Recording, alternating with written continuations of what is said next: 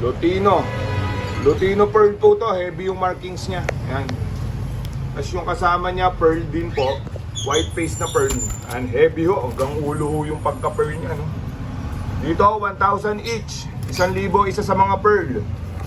White face na pearl. Ayan, 1,000. Napakaganda ho ng markings niyan. Yan din ho ng Lutino pearl natin. Ayan, makapal ho markings. Dito sa markings na lumalabas, female to kasi Lutino pearl ho siya. Ayan.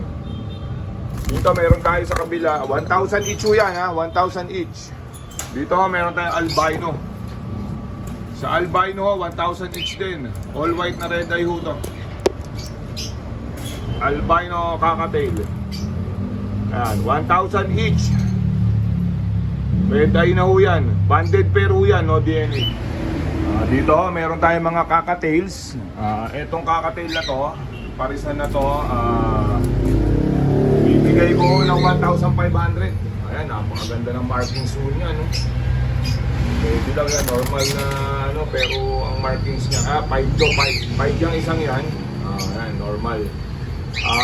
1,500 na lang to, pares. 1,500 ang pares. Dito meron tayong Lutino.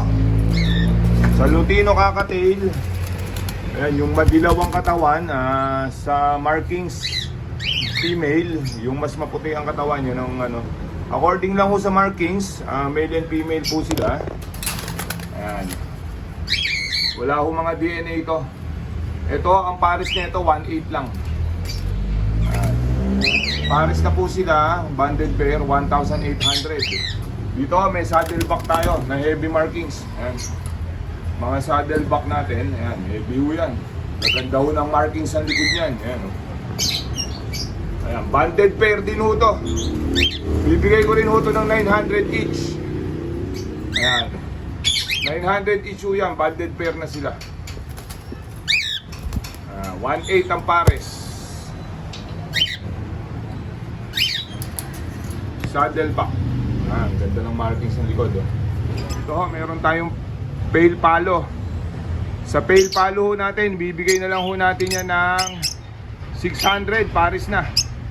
Pale palo ho yan, 600 ang pares. Dito may bago tayong baba na Lutino Opa.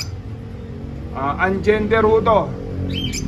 Dating presyo, 2,500. Dito meron tayong par blue. Ito par blue lang ho to ha. Bigay ko ho itong pares ng par blue na to is 400 na lang to, pair na. Back to back par blue.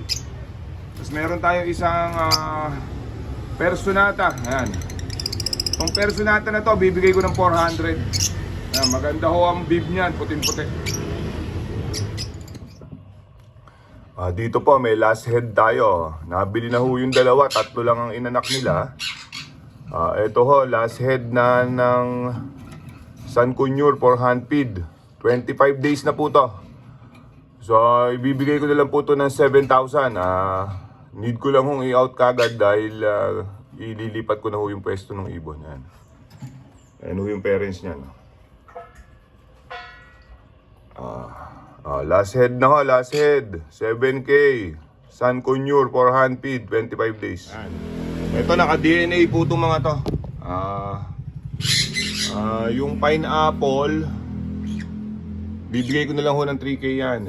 DNA hen. Yung yellow-sided, bigay ko ng 2,500. DNA hen din ho. Ang cock natin, yung Torque Blue. Sa Torque Blue, ibibigay ko po ng 8K. DNA cock po yan. Yan, 3 GCC ho yan. Sa may gusto, nasa ano na ho to, 4 to 5 months. Medyo against the light lang ho. Ayan, ayan ang kulay nila. Sa may gusto ng GCC, naka-DNA na. Pineapple, mura na ho yan, 3K.